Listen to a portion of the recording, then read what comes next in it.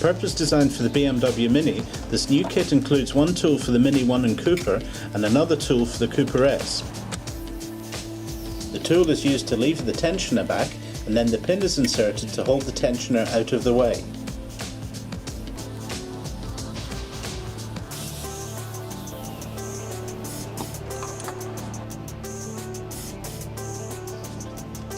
The belt can then be removed and replaced with a new one.